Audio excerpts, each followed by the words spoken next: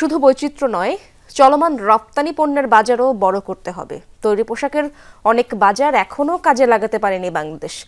একই সুযোগ আছে অন্য পণ্যকে ঘিরেও, এমন পর্যালোচনা উঠে এসেছে centre for policy dialogue CPD আয়োজিত সেমিনারে।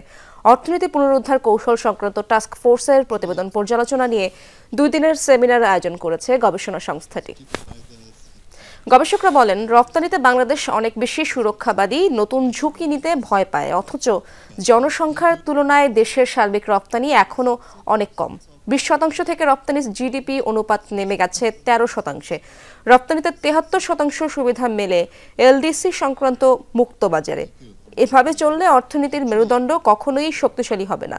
এ সময় বিএনপির স্থায়ী কমিটির সদস্য আমির খসরু মাহমুদ বলেন, যে গতিতে বাণিজ্য এগিয়ে নিতে হবে, প্রশাসন সেই গতিতে কাজ করছে না। সেবা পাওয়া এখনো সহজ হয়নি।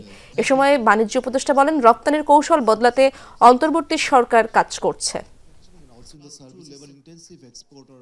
$10 মিলিয়ন ভিসা তৈরি করো, মোস্ট লাইকলি আমি